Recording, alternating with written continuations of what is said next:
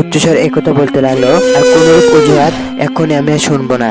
আর আমি একথা শুনেছি যে আর তুমি কিনা জাদুবিদ্যায় পারদর্শী এবং শেষ পয়গম্বর। আর একথা আমি শুনেছি যে আর তুমি কিনা আমার চাইতে বেশি শক্তিশালী। তুমি যদি সত্যি শক্তিশালী হয়ে থাকো তাহলে এক্ষুনি আমাকে হারিয়ে দাও এবং এক্ষুনি আমার সঙ্গে এক্ষুনি কুস্তি লড়ো, এবং আমি এটা দেখবো যে আমার চেয়ে শক্তিশালী তুমি কি করে হও। তখন নবী রাসূল সাল্লাল্লাহু আলাইহি সাল্লাম একথা বলতে লাগলেন, আর তুমি যেহেতু বেশি জড়াজড়ি করছো তাহলে অবশ্যই আমি রাজি হয়ে যাব, এবং আমার এই শর্ত আছে যে তুমি আমার সঙ্গে কুস্তি লড়লে কুস্তিতে তুমি যদি হেরে যাও তাহলে আমাকে রাসূল হিসেবে মানতে হবে এবং মহান সৃষ্টিকর্তা সর্বশক্তিমান আল্লাহ রাব্বুল আলামিনকে রব হিসেবে মানতে হবে, এবং তোমাকে এই পথ ছেড়ে দিয়ে প্রচন্ড শান্তির পথ গ্রহণ করতে হবে।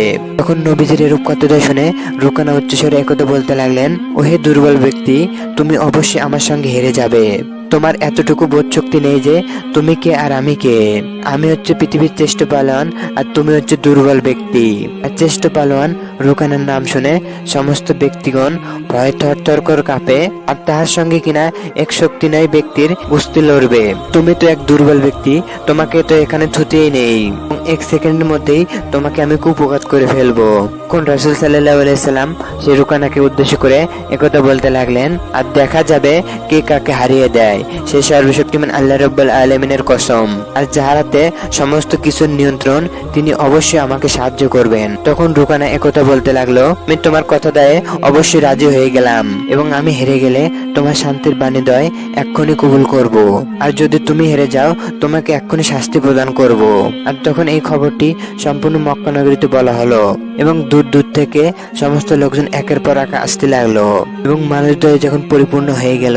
আর অনেকক্ষণ পর রাসূল সাল্লাল্লাহু আলাইহি সাল্লাম ও রুকানা পালোয়ান যখন সে কুস্তির ময়দানে উপস্থিত হলো, রুকানা পালোয়ান অত্যন্ত খুশি হয়ে রাসূল সাল্লাল্লাহু আলাইহি সাল্লামের নিকট এগিয়ে যেতে লাগলো, এবং রুকানা পালোয়ান যখন রাসূল সাল্লাল্লাহু আলাইহি সাল্লামের নিকট অত্যন্ত দ্রুত পৌঁছে গেল, তখন প্রিয় নবী রাসূল সাল্লাল্লাহু আলাইহি সাল্লাম দুহাত উঁচু করে রুকানাকে উপরে তুলে সজোরে মাটিতে আছাড় মারলো, আর এক আঘাতে রুকানা পালোয়ান কুপঘাত হয়ে পড়েছে।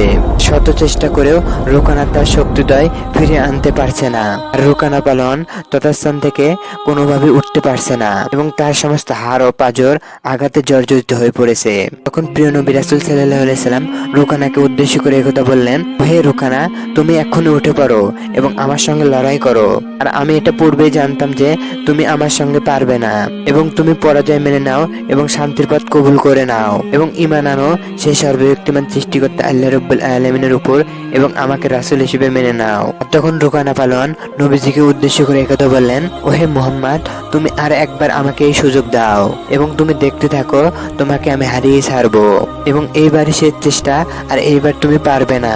তখন প্রিয় নবী রাসূল সাল্লাল্লাহু আলাইহি সাল্লাম বললেন, আর তুমি উঠে পড়ো, এবং তুমি যদি না পারো তাহলে অবশ্যই তোমাকে শান্তির পথ গ্রহণ করতে হবে এবং আমাকে নবী হিসেবে মানতে হবে, এবং সর্বশক্তিমান মহান আল্লাহ রাব্বুল আলামিনকে রব হিসেবে মেনে তাহার ইবাদত করতে হবে। তখন রুকানা পালোয়ান তথাস্থান থেকে উঠে পড়লো এবং রাসূল সাল্লাল্লাহু আলাইহি সাল্লামের দিকে যে মাত্র এগিয়ে গেল, আর তখন সকল ব্যক্তিদ্বয় অপলক দৃষ্টিতে তাকিয়ে আছে যে এই লড়াই হচ্ছে শেষ লড়াই।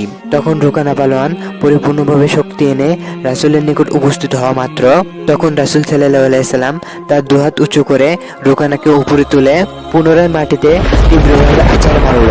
আর তখন রাসূলের আঘাত খেয়ে সম্পূর্ণ শক্তিহীন হয়ে পড়ল রুকানা পালোয়ান, এবং তার হাড়দ্বয় ব্যথায় তীব্রভাবে জর্জরিত হয়ে গেছে। শত চেষ্টা করেও রুকানা পালোয়ান তথাস্থান থেকে উঠতে পারছে না।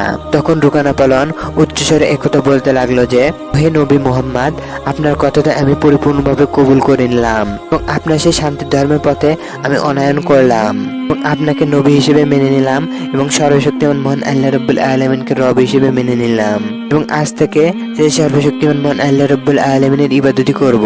নিশ্চয় সে সর্বশক্তিমান মহান আল্লাহ রাব্বুল আলামিন আপনাকে শক্তি দিয়েছেন। আজ থেকে সেই সর্বশক্তিমান আল্লাহ রাব্বুল আলামিনের ইবাদত আমি করব। তখন রুকানা পালোয়ানের এরূপ কথাটা শুনে তার ছেলে ইয়াজিদ একথা বলতে লাগলো, ওহে নবী, আপনি তো যেরূপ শক্তিশালী তার চাইতে শক্তিশালী আমি বেশি, এবং আপনি যদি বাঁচতে চান তাহলে আমার সঙ্গে কুস্তি লড়েন, এবং আজ এখন পর্যন্ত আমি কোনরূপ কুস্তিতে হারিনি, এবং আজ আপনাকে আমি হারিয়ে ছাড়বো। তখন প্রিয় নবী রাসূল সাল্লাল্লাহু আলাইহি সাল্লাম সেই ইয়াজিদকে উদ্দেশ্য করে একথা বললেন, তুমিও তোমার পিতার মতো এই শর্তে রাজি হয়ে যাও যে তুমি যদি এই কুস্তিতে হেরে যাও তাহলে তোমার পিতার মতো তোমাকেও সে শান্তি ধর্ম গ্রহণ করতে হবে। তখন ইয়াজিদ পিতার প্রতিশোধ নিতে রাসূলের নিকট উপস্থিত হওয়া মাত্র তখন রাসূল সাল্লাল্লাহু আলাইহি সাল্লাম ইয়াজিদকে তার হাতে তুলে উপরে তুলে নিয়ে তাহার পিতার মতোই মাটিতে প্রচন্ডভাবে আছাড় মারল। তখন প্রচন্ড গতিতে এরকম আঘাত খাওয়ার কারণে তার সমস্ত হাড়গুলো ভেঙে গেল। শত চেষ্টা করেও ইয়াজিদ যখন উঠতে পারছে না, তখন প্রিয় রাসূল সাল্লাল্লাহু আলাইহি সাল্লাম আস্তে আস্তে ইয়াজিদকে মাটিতে থেকে নিজ হাতে তুলে নিয়ে দাঁড় করিয়ে দিয়ে ইয়াজিদকে উদ্দেশ্য করে একথা বলতে লাগলেন যে, ওহে ইয়াজিদ, তুমি তো শক্তিশালী আর ক্ষমতাময় সৃষ্টিকর্তা মহান আল্লাহ রাব্বুল আলামিনের হাতে। আর তুমি এটা জেনে নাও যে সেই সর্বশক্তিমান মহান আল্লাহ রাব্বুল আলামিনের সাহায্যে কোনরূপ শক্তি নেই আর কোনরূপ সন্দেহ নেই। তখন রাসূলের কথা মতো ইয়াজিদও শান্তির পথে অনয়ন করলো এবং নবীজিকে প্রিয় রাসূল হিসেবে মেনে নিল এবং আল্লাহকে রব হিসেবে মেনে নিল এবং সে সর্বশক্তিমান মহান আল্লাহ রাব্বুল আলামিনের ইবাদত করবে ভেবে এই ওয়াদা দিল।